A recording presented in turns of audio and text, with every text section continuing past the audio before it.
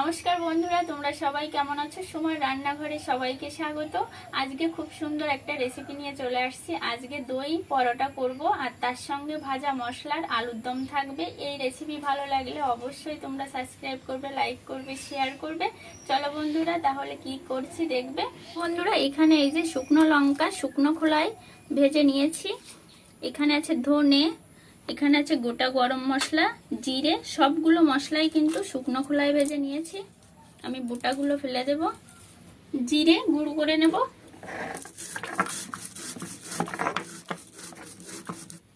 তুলে নেব। ধনে গুঁড়ো করে নেব,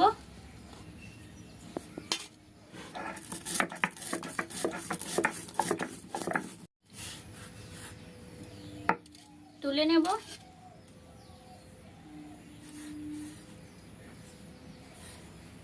মশলা গুঁড়ো করে নেব।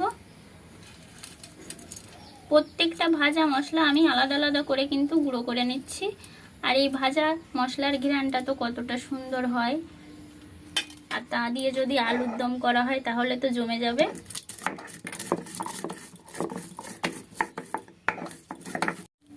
লঙ্কা গুঁড়ো করে নেব,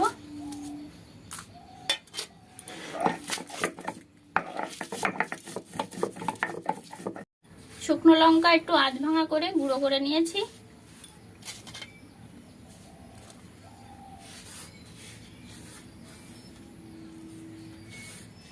এখানে 1 কাপ ময়দা নিয়ে নিয়েছি।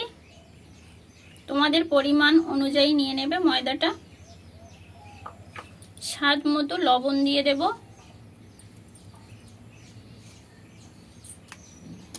এখানে নিয়েছি মিষ্টি দই, তোমরা টক দইটাও ব্যবহার করতে পারো, মিষ্টি দইটাও ব্যবহার করতে পারো। মিষ্টি দইটা দিলে কিন্তু পরোটাটা একটু মিষ্টি মিষ্টি হবে, খেতেও ভালো লাগবে। দই দিয়ে দেব। এখানে 100 গ্রাম দই নিয়েছি। অল্প অল্প করে দিয়ে মেখে দেখব কতটা লাগে।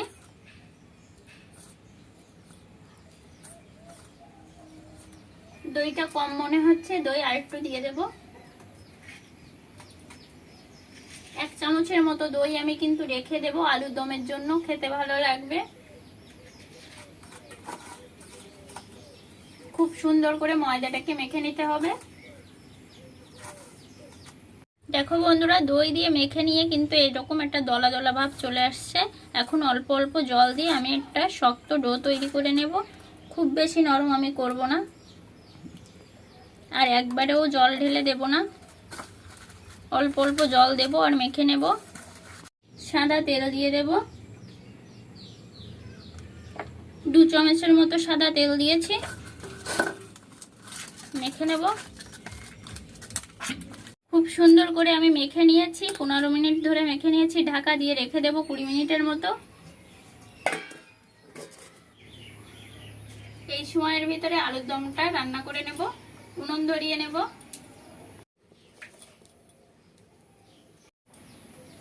কড়াই বসিয়ে দেব। কড়াইতে সাদা তেল দিয়ে দেব। ফোড়নের জন্য শুকনো লঙ্কা, জিরে আর তেজপাতা নিয়ে নিয়েছি।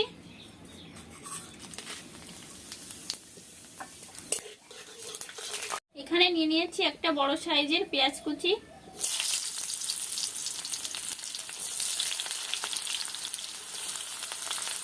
পেঁয়াজটা একটু লাল লাল করে ভেজে নেব।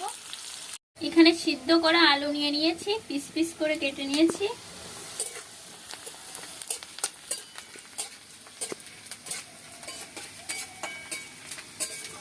পরিমাণ মতো হলুদ দিয়ে দেব। স্বাদ মতো লবণ দিয়ে দেব। একটু নেড়ে নেব।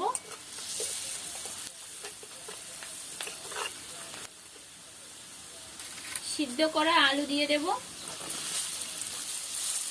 পেঁয়াজের সঙ্গে ভেজে নেব।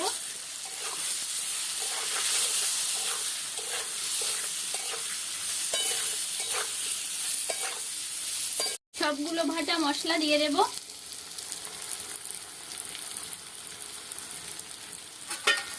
নেড়ে নেব। সামান্য একটু জল দিয়ে দেব মশলা কষানোর জন্য।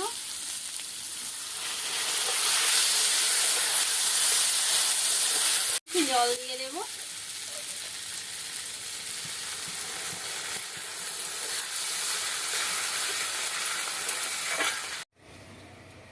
ঢাকা দিয়ে দেব। আলুর দম হতে হতে আমি পরোটাটা বেলে নেব। ঢাকা খুলে দেখে নেব আর একটু মেখে নেব। খুব সুন্দর সেট হয়ে গেছে বন্ধুরা ময়দাটা। আমি লেচি কেটে নেব। একটা রোলের মতো প্রথমে করে নেব। লেচি কেটে নিচ্ছি, এরকম হাত দিয়ে চেপে চেপে গোল করে নেব। এই দই পরোটা খেতে এত বেশি ভালো লাগে, আর সঙ্গে যদি থাকে আলুর দম তাহলে তো কোনো কথাই নেই। বেলন পিড়িতে তেল মেখে নেব, বেলে নেব। একটা বেলে নিয়েছি, তুলে নেব। একইভাবে সবগুলো বেলে নেব। একটা প্লেটে রেখে দিচ্ছি।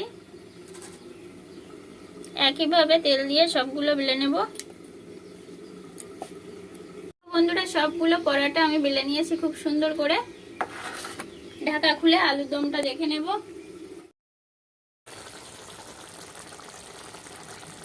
নেড়ে নেব। একটু শুকিয়ে নেব জল দিয়ে। আলুর দমটা দেখতে কতটা সুন্দর লাগছে। আর অবশ্যই তোমরা কিন্তু একটু দই দিয়ে নামিয়ে নেবে, তাহলে খুব সুন্দর লাগবে খেতে। আর দইটা দিলে একটু মিষ্টি মিষ্টি লাগবে।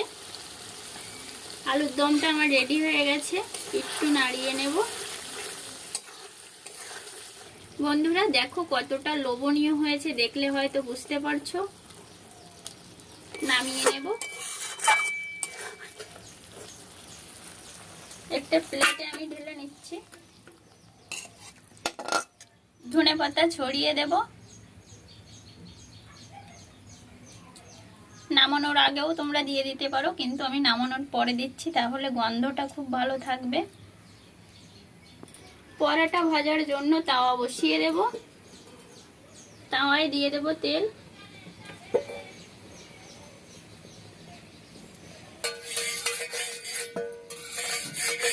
পরোটা ভেজে নেব। আমি ছোট ছোট করে তৈরি করেছি, তোমরা তোমাদের পছন্দ অনুযায়ী পরোটাটা তৈরি করে নেবে।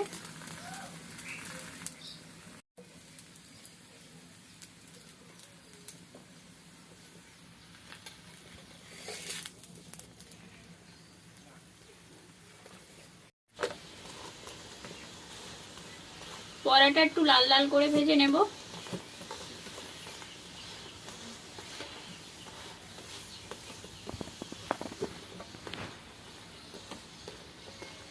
একটা ভেজে নিয়েছি, তুলে নেব। একইভাবে সবগুলো ভেজে নেব।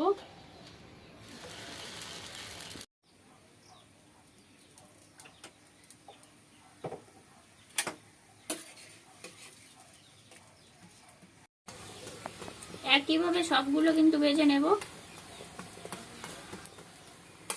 উল্টে দেব। বন্ধুরা তোমাদের একটু কাছ থেকে দেখাবো। দেখো দেখতে কতটা লোভনীয় হয়েছে, খেতেও খুব ভালো লাগে এভাবে আলুর দম তৈরি করলে। আর এভাবে এপাশে রয়েছে দই পরোটা। দেখো দেখতে কতটা লোভনীয় হয়েছে। তোমরা সবাই ভালো থাকবে, সুস্থ থাকবে, আমার রান্নাগুলো দেখতে থাকবে।